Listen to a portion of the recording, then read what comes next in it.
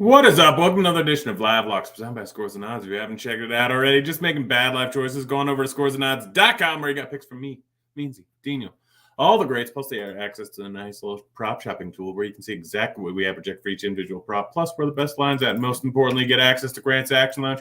What is that? It's my Discord where I'm throwing in all my picks each and every day. Just go to scoresandodds.com/Discord to get on in there. We got some basketball today. I've been talking through some of my picks earlier on in the week. I think most of them moved. Son of a biscuit. Really? Every time. All right. Every time I'm in the hotel room, they always have to call. Gosh. In any case, now I'm thrown off. Let's just get right into it. Here are my picks from earlier on the week for football. Most of them are written up. Lines have mostly moved.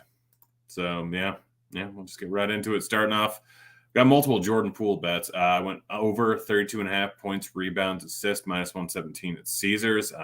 Probably should have just done points and rebounds, but the line was a bit different.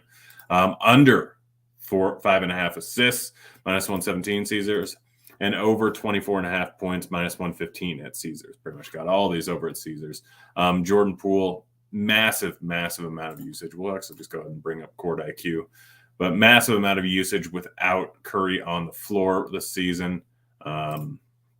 He has crushed my soul pretty much every single time I bet this. I've lost a ton of money, but that's because he's shot absolutely terrible. Just absolutely awful. But there's no reason to think that's going to continue. Going to keep going by the numbers. The numbers suggest that he should absolutely crush this. We're looking at his numbers here in a second. 28, I think. That's per minute. Per 36, Jordan Poole, 27.82, so dropped slightly because he obviously hit the under in the last one. 27.82 per 36 without Curry on the floor. As you can see, assists, 5.36 without Curry on the floor. His rebounding numbers have actually gone up recently. He's been more involved in rebounding. So overall, rolling with all three of those lines.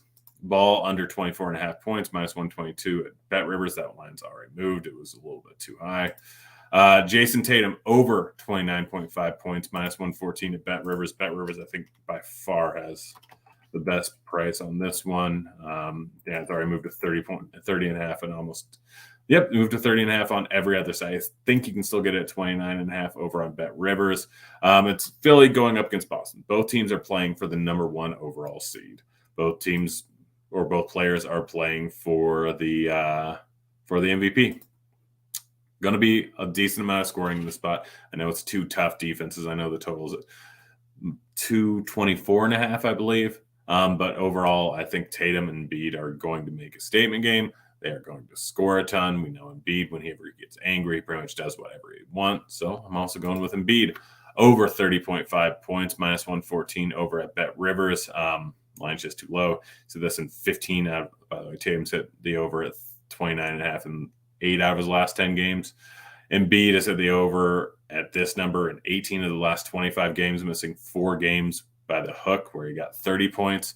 Too low line, even going up against a tough Boston team. I am absolutely rolling with it. Fred VanVleet over 22.5 points, -108 over at Caesars. I think this line has moved slightly. I still think I like it, though. -110 over at MGM. Might not take it at 23.5.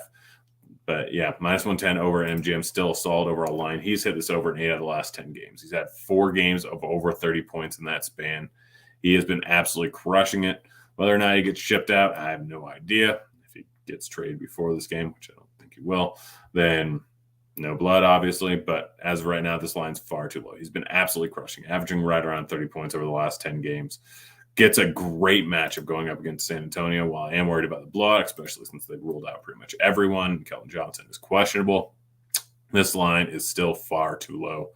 I'm rolling with it. Last up, we have Josh Hart under 11.5 points. He's been crushing it recently, but last month he averaged about 7.6 points per game. We currently have projected for under 10 in this spot.